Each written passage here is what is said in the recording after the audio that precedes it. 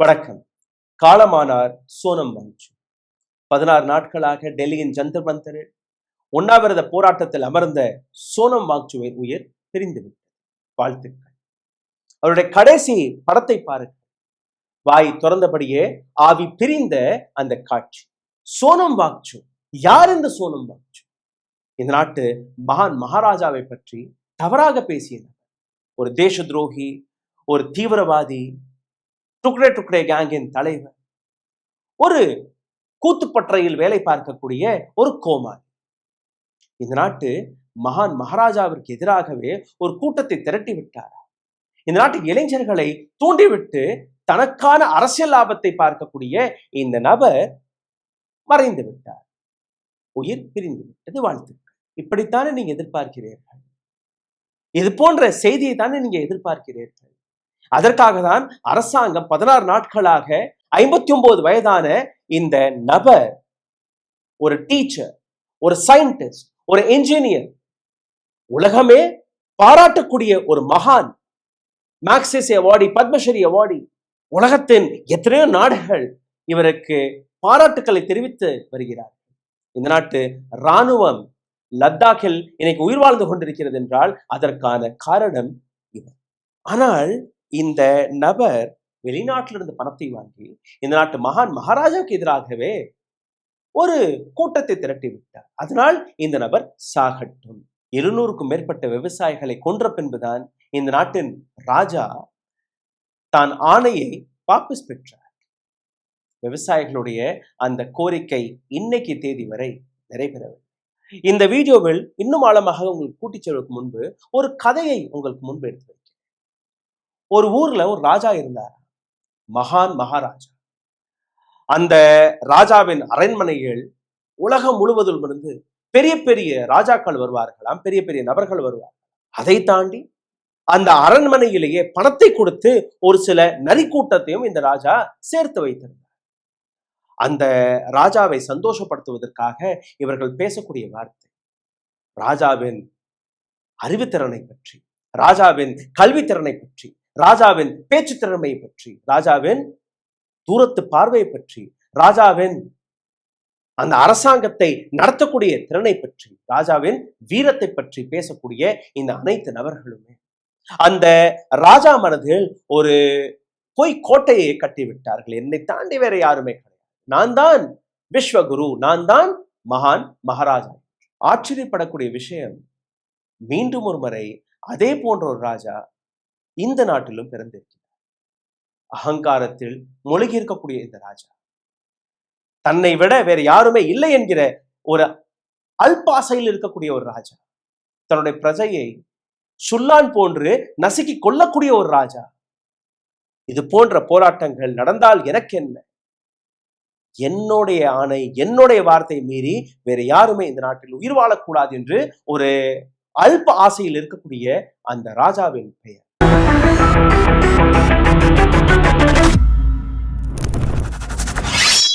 சோனம் வாங்சு அவர்கள் நலமாக இருக்கிறார். ஆனால் அவருடைய உடல்நிலை மிக மோசமாக இருக்கிறது.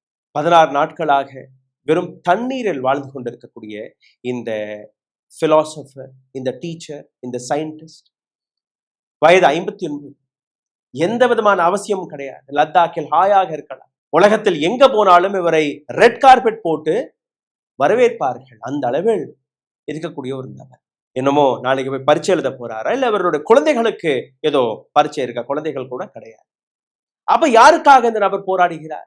எதற்காக இந்த உண்ணாவிரத போராட்டம்? பிஜேபியின் நபர்கள், பக்தர்கள் இவரை தேச துரோகி, ஆன்டி இண்டியன், டுக்ரே டுக்ரே கேங்கின் தலைவர், இது போன்ற ஏராளமான பட்டங்களை சுமத்தி இவர் உண்ணாவிரதம் என்பதே ஒரு நாடகம். அந்த நாடகத்தை அரங்கேற்றி வருகிறார் இந்த நாட்டு மகாராஜாவை இழிவுபடுத்துவதற்காக. இப்படியெல்லாம் பட்டத்தை சுமத்தி கொண்டிருக்கிறார். ஆனால் உண்மை என்ன?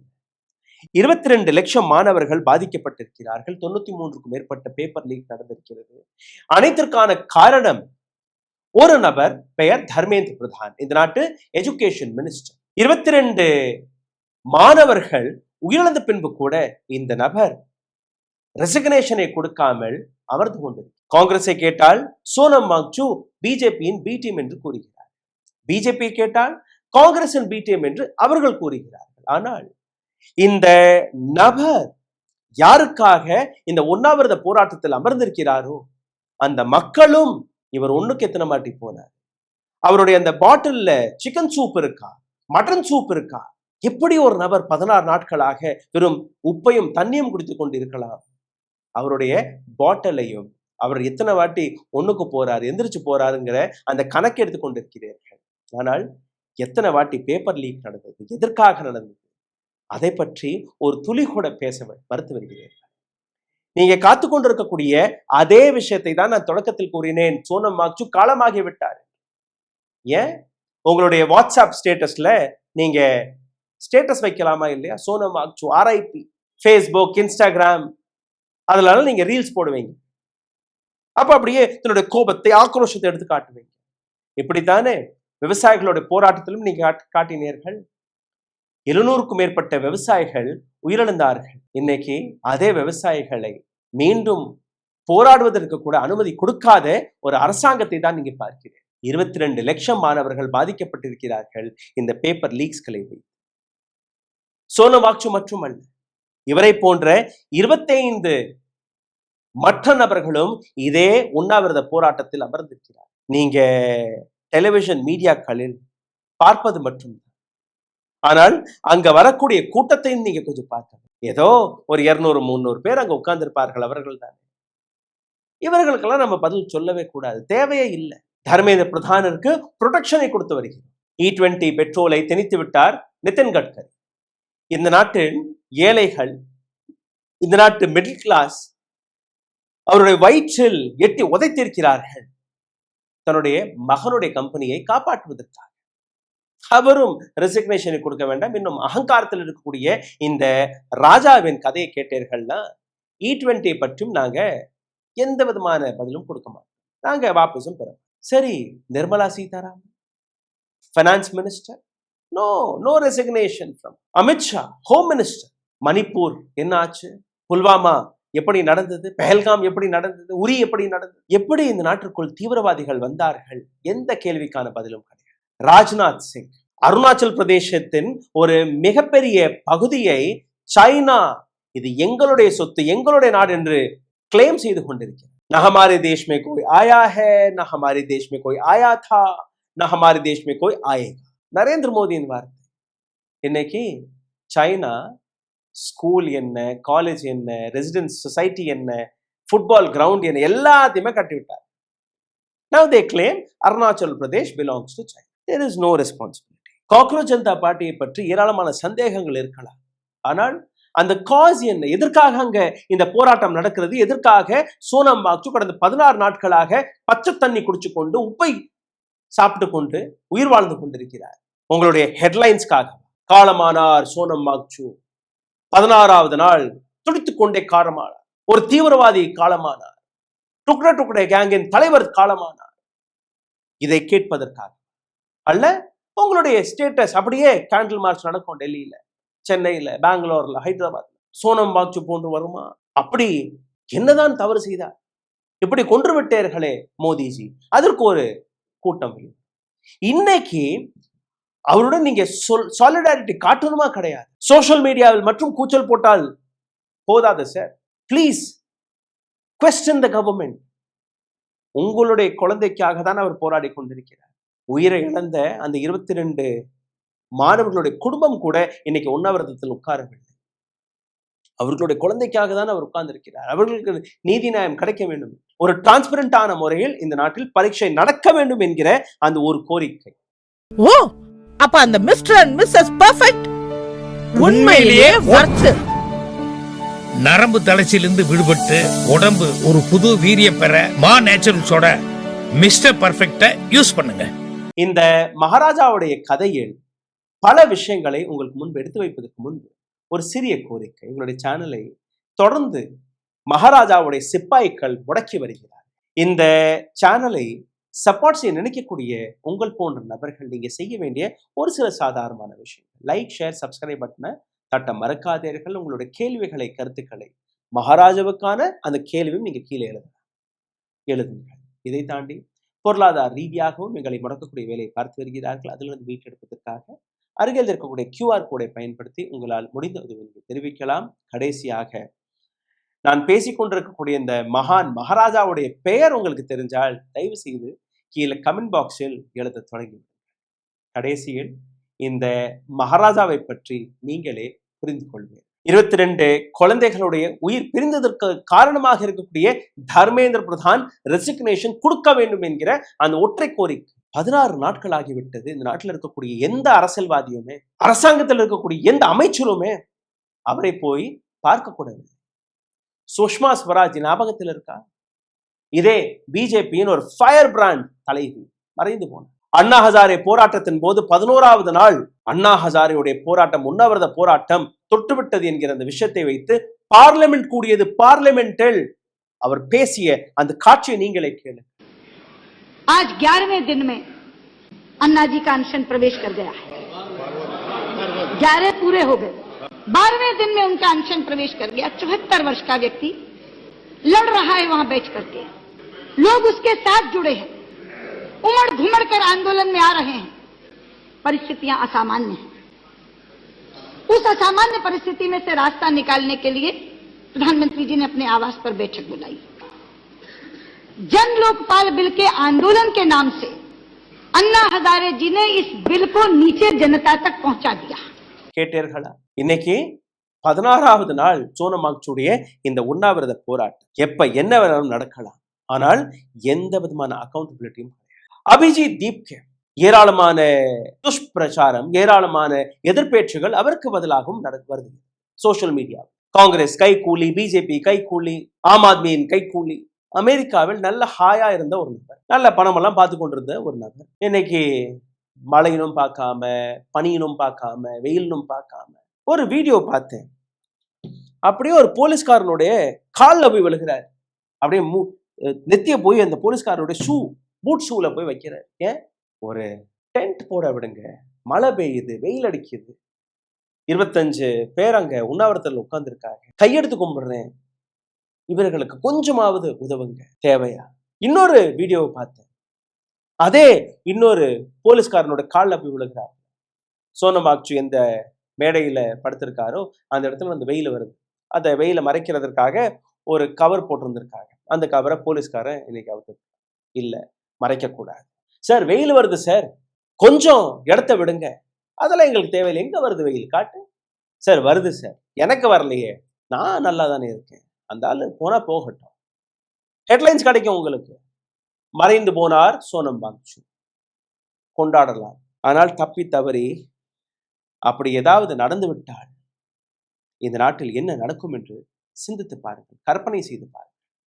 எந்த அகங்காரத்தில் ராஜா இந்த நாட்டை நடத்தி வருகிறாரோ அந்த ராஜாவுடன் என்ன நடக்கும் என்று அதுவும் கொஞ்சம் சிந்தித்து. Saurabh Das, spokesperson of CJP, நல்ல குடும்பத்திலிருந்து வரக்கூடிய நபர், எந்த பிரச்சனையும் இல்லை. இந்த இளைஞரும் இதே போராட்டத்தில் இந்த நாட்டு மாணவர்களுக்காக போராடி, அவருடைய பேக்ரவுண்ட் என்ன அதெல்லாம் விட்டுருங்க. நீங்க காஸ் என்ன? நீங்க பிஜேபி சார்ந்த நபரோ காங்கிரஸை சார்ந்த நபரோ தன்னுடைய அரசியல் லாபத்திற்காக இந்த நாடகத்தை அரங்கேற்றி, அதெல்லாம் பிரச்சனை இல்லை. காஸ் என்ன? 22 மாணவர்கள் உயிரிழந்திருக்கிறார்கள். இந்த நாட்டில் ஒரு டிரான்ஸ்பரண்ட் முறையில் பரீட்சை நடப்பதல்ல.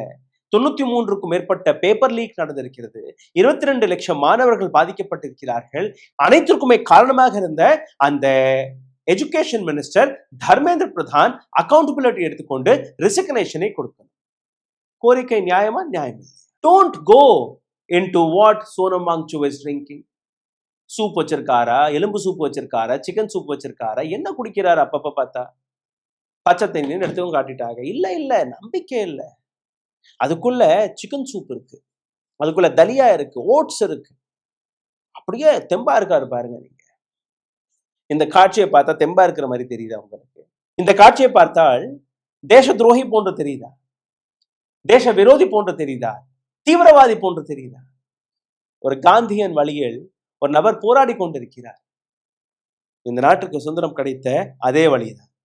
விஜேதா தஹியா, அசுதோஷ் ராங்கா, ஆஃப்ரீன் நவாஸ், தீபக் பலியா, ரத்னா சிங், விஷ்ணுகிரி கௌர், எல்லாருமே ஸ்போக் பர்சன், எல்லாருமே வெவ்வேறு துறையிலிருந்து வரக்கூடிய நபர். தானிஷ் என்கிற ஒரு நபர் சீரியஸா மருத்துவமனையில் கிடக்கிறார். 3க்கும் மேற்பட்ட இதே போன்ற இளைஞர்கள் மருத்துவமனையில் அனுமதிக்கப்பட்டிருக்கிறார்கள். அப்படியே குடல் ஒட்டி கொண்டிருச்சா, சாப்பிடலையா, அந்த குடலை பிரிச்சு அந்த குடலை சரி பார்ப்பதற்காக மருத்துவமனையில் இருக்கிறார். யாருக்காக? உங்களுடைய குழந்தைகளுக்காக. ஆனால் நாம் என்ன செய்கிறோம்? வெட்கமே இல்லாமல் இது போன்ற செய்தியை மட்டும் கேட்கிறோம். ஸ்டேட்டஸ் போடுவதற்காக காத்து கொண்டிருக்கிறோம். யாருமே எங்கேயுமே போராட்டத்திற்கு தயாராக, யாருமே அந்த போராட்டத்திற்கு போறதும் கிடையாது. யோகேந்திர யாதவ், பிரசாந்த் பூஷன், அஞ்சலி பாரத்வாஜ், நிகில் டே, மனோ தங்கராஜ், இது போன்ற நபர்கள் இந்த போராட்டத்திற்கு தன்னுடைய சப்போர்ட்டை தெரிவித்து வந்துவிட்டார்கள். பிரகாஷ் ராஜ் நடிகர், இது போன்ற நபர்கள் போய் வருகிறார்கள். அவ்வளவுதான். அப்போ இந்த நாட்டில் இருக்கக்கூடிய காந்தியிசம் அல்ல டெமோக்ரஸி வழியாக போராடக்கூடாதா என்கிற அந்த கேள்வியும் வருகிறது. ஏன்னா ஒரு ரெப்ரசன்டேட்டிவ், ஒரு நபர் கூட அங்க போய் பார்க்கவில்லை. 1924ஆம் ஆண்டு ஹிந்து முஸ்லிம் யூனிட்டிக்காக இதே போன்ற ஒரு போராட்டம் நடந்தது. ஆங்கிலேயர்கள் பயந்து அந்த போராட்டத்தில் கலந்து கொண்ட நபர்களை பேச்சுவார்த்தை சமாதானப்படுத்தி அந்த உண்ணாவிரத போராட்டத்தை கலைத்தார்கள். மொத்தம் 17க்கும் மேற்பட்ட உண்ணாவிரத போராட்டங்கள் சுதந்திர இந்தியாவில் நடந்தது. ஏராளமான நடந்திருக்கும். அந்த 17 மிக முக்கியமானது. 1932ஆம் ஆண்டு Poona pact against the separate electorates of Dalit, தலித்களுக்காக இந்த போராட்டம். மீண்டும் ஆங்கிலேயர்கள் பேச்சுவார்த்தைக்கு வந்தார்கள். அந்த போராட்டத்தை கைவிட சொன்னார்கள். 1943ஆம் ஆண்டு குவிட் இந்தியா போராட்டம், வெள்ளையரே வெளியே போய் என்கிற போராட்டம். அப்பவும் வெள்ளையர்கள் பயந்தார்கள். மகாத்மா காந்தியுடைய ஒரு மேசிவ் பப்ளிக் சப்போர்ட் இதே உண்ணாவிரத போராட்ட வழியாக வந்தது. வேர்ல்ட் வார் 2 ஆக இருக்கட்டும், அல்ல எந்த போராட்டமாக இருக்கட்டும், எந்த போராக இருக்கட்டும், அனைத்திலுமே இந்த உண்ணாவிரத போராட்டத்தை தாண்டி வேற எந்த விதத்திலுமே நீங்க சாதிக்க முடியும். 2026ஆம் ஆண்டு மீண்டும் ஒரு முறை இதே போன்ற ஒரு போராட்டத்தை நாம் பார்த்து கொண்டிருக்கிறோம். 16வது நாள் 59 வயதான ஒரு நபர் எதுவுமே உண்ணாமல் உங்களுடைய குழந்தைக்காக பசி பட்டினியுடன் அங்க கடக்கிறார். ஆனால் அவரை பற்றி ஒரு வார்த்தை பேசுவதற்கு கூட உங்களுக்கு நேரம் கிடையாது. Padma Shri, climatic hero, inspiration of 3 idiots, Magsaysay award winner, இதை தாண்டி ஆயிரக்கணக்கான அவார்ட்ஸ் வேணும். சிபிஐ இவரை பிடித்தது. NSAக்கு கீழே இவரை கைதும் செய்தீர்கள். தீவிரவாதிகள் மீது போடக்கூடிய அந்த வழக்கையும் போட்டு பார்த்தீர்கள். மறுபடியும் இந்த நபர் ஃபர்ஸ்ட் லத்தாக்ல உட்கார்ந்து இருந்தார் உண்ணாவிரதத்துல, இப்ப டெல்லிக்கு வந்து உட்கார்ந்துருக்கார். அரசாங்கம் என்ன கூறுகிறது? அரசாங்கம் நாங்க எதற்கு சார் நாங்க ரெசிக்னேஷனை கொடுக்கணும்? எதற்கு தர்மேந்திர பிரதான் ரெசிக்னேஷன்? நாங்க தான் இந்த நீட் பரீட்சை மறுபடியும் ரீகண்டக்ட் செய்து விட்டோமே, அந்த பரீட்சையெல்லாம் நடந்துருச்சு, அப்போ எப்படி எதற்கு நாங்க கொடுக்கணும்? நாங்கெல்லாம் கொடுக்க முடியாது. நீங்க செத்தா செத்துட்டு போங்க, எங்களுக்கு பிரச்சனை. மகாத்மா காந்தியுடைய ஒரு பவர்ஃபுல் ஆயுதம் இந்த உண்ணாவிரதம். ஆனால் இப்ப இருக்கக்கூடிய டெமோக்ரஸி, இப்ப இருக்கக்கூடிய அந்த சர்வாதிகார ஆட்சியில் இது எல்லாம் கிடைக்கும். இந்த போராட்டங்களை பார்த்து பயப்படக்கூடிய மகாராஜா இந்த மகான் மகாராஜா கிடையாது. 700 பேரை முழுங்கிவிட்டு கூட அப்படியே கம்பீரமாக நிற்கக்கூடிய மகாராஜாவை பற்றி நீங்க பேசுகிறீர்கள். ஒரு சோனம் வாக்சு தானே. இது போன்று 1000 சோனம் வாக்சு இருந்தால் கூட எங்களை அசைக்க முடியாது. கையில் EVM மிஷின் இருக்கு, கையில் எலெக்ஷன் கமிஷன் ஆஃப் இந்தியா இருக்கு, கையில் சுப்ரீம் கோர்ட் ஆஃப் இந்தியா இருக்கு, கையில் இந்த நாட்டில் இருக்கக்கூடிய அனைத்து இன்ஸ்டிடியூஷன்களுமே இருக்கு, கையில் இந்த நாட்டு கார்ப்பரேட் இருக்கிறார்கள். ஏன்னா இந்த கூட்டம் ஒரு நபரை மகான் மகான் மகான் என்று புகழ்ந்து கொண்டிருக்கிறார்கள். அது மட்டும்தான் அந்த ராஜாவிற்கு பிடித்த ஒரு விஷயம். சிந்தித்து பாருங்கள். அந்த ராஜாவுடைய பெயர் உங்களுக்கு தெரிஞ்சால் தயவு செய்து கீழே கமெண்ட் பாக்ஸில் எழுதுங்கள். மற்ற நபர்களும் அந்த ராஜாவை பற்றி தெரிஞ்சு கொள்ள. நன்றி, வணக்கம். ஓ, அப்ப அந்த மிஸ்டர் அண்ட் மிஸ்ஸஸ் பெர்ஃபெக்ட் உண்மையிலேயே வர்த். நரம்பு தளர்ச்சியிலிருந்து விடுபட்டு உடம்பு ஒரு புது வீரியம் பெற மா நேச்சுரல்ஸோட மிஸ்டர் பர்ஃபெக்ட்டை யூஸ் பண்ணுங்க. ஊடகம் கார்ப்பரேட் அரசியல்வாதிகளின் கைப்பாவையாக அடிமைகளாக இருந்தது போதும். இனி சாட்டை எடுத்து சுழற்றும் நேரம் வந்துவிட்டது. ஊடகம் பொதுமக்களாகிய உங்களுக்காக உங்களாலேயே இயக்கப்பட வேண்டும். ஊடக சுதந்திரத்திற்காக உங்களின் பங்களிப்பை இன்றே அளித்திடுங்கள்.